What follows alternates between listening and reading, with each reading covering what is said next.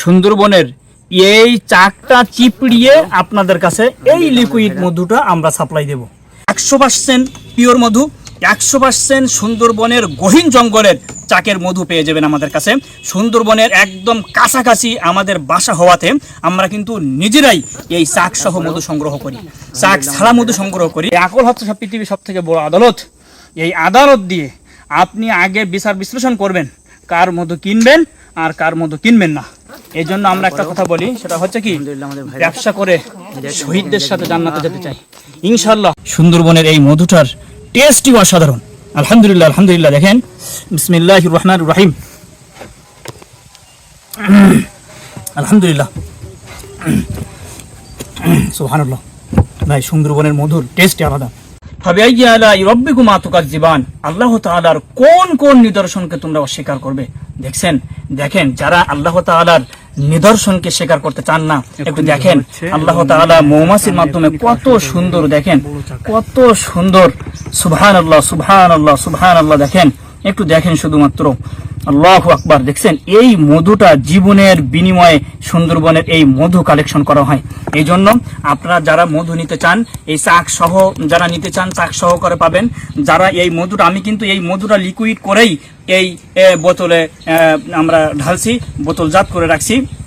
আপনারা বোতল জাতটাও নিতে পারবেন, আবার চাকসহ নিতে পারবেন। চাকসহ সবসময় পাওয়া যায় না, কিন্তু এই লিকুইড মধুটা সবসময় পাবেন, কারণ আমরা এটা চিপড়িয়ে এর ভিতরে রাখি।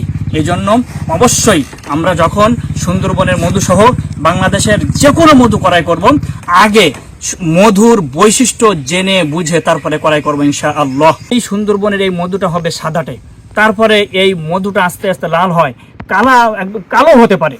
সুন্দরবনের মধু কালোও হতে পারে, এই জন্য অবাক হওয়ার কিছু নাই। আচ্ছা, কালার দেখলাম। এরপরে সুন্দরবনের মধুর টেস্ট কিন্তু অসাধারণ। পৃথিবীর ভিতরে, বাংলাদেশের ভিতরে সব থেকে টেস্টফুল মধু হচ্ছে এই খলিশা ফুলের মধু বা সুন্দরবনের এই প্রাকৃতিক মিশ্র ফুলের মধু। এরপরে আসেন সুন্দরবনের মধু ফ্রিজিং যে বিষয়টা, আমি একটা কথা বারবারই বলি, সুন্দরবনের মধু কখনোই জমবে না। সুন্দরবনের মধু আপনি মাসকে মাস, বছরকে বছর যদি আপনি ফ্রিজে রাখেন, সুন্দরবনের মধু কখনোই জমবে না। এটা হচ্ছে সুন্দরবনের মধুর একটা অন্যতম বৈশিষ্ট্য।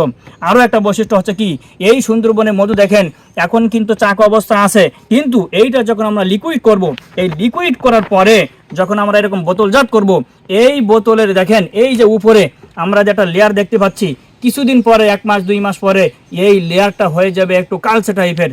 তখন এটাকে অনেকে বলে এটা কি ময়লা, আসলে এটা কিন্তু ময়লা না, এটা হচ্ছে কি পোলেন, এটা হচ্ছে কি ফুলের পোলেন। এই সুন্দরবনের মধুর আরেকটা বৈশিষ্ট্য হচ্ছে, প্রাকৃতিক মধুর আরেকটা বৈশিষ্ট্য হচ্ছে কি, আপনি যেখান থেকে প্রাকৃতিক মধু নেন না কেন, উপরে এই লেয়ারটা পড়তে দেখা যায়। এই জন্য অনেকে হয়তো মনে করেন কি যে এটা মনে হয় ময়লা, আসলে কিন্তু এটা ময়লা না, এটা হচ্ছে প্রাকৃতিক মধুর একটা অন্যতম বৈশিষ্ট্য। এই জন্য আমরা প্রত্যেকটা মধুর যদি এইভাবে বৈশিষ্ট্যগুলো জেনে বুঝে মধুগুলো ক্রয় করি, তাহলে অবশ্যই অবশ্যই আপনারা পিওর মধু পাবেন ইনশাআল্লাহ।